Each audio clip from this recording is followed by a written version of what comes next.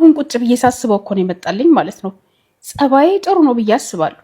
ከሰዎች ጋር ማክበር፣ ሰዎችን ምናምን ብዙ ሰዎችን አልንቅም በሀብታቸው በምናምን ሰው ሁሉ እኩል ነው ብዬ ነው የማስበው። እና ምናልባት እንደዚህ ያልኩ ሰው ሀምብል የሆንኩት ድሃ ስለሆንኩ ይሆን እንዴ እናንተዬ?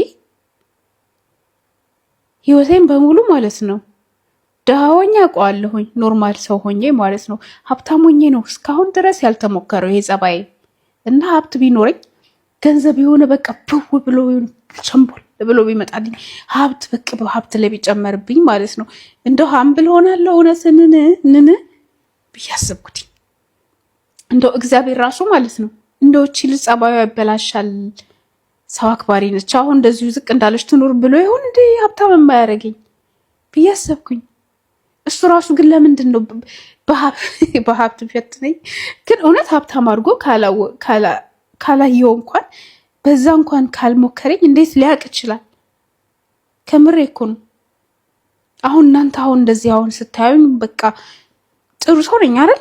ጥሩ ሰው ነኝ ብዬ አስባለሁ እኔ አሁን። እና ድሃ ስለሆንኩ ሊሆን ይችላል እኮ አሁን ጥሩ የሆንኩት፣ በጣም አሮጋንት ልሆን እችላለሁ ገንዘብ ሲኖረኝ ሀብታም ሰውን እና ሀብታም አድርጎኝ ልላችሁ ነው። ጉዱ ይለይለት። እኔ ራሴ ማወቅ እፈልጋለሁ ምን እንደሆንኩ፣ ምን ልሆን እንደምችል።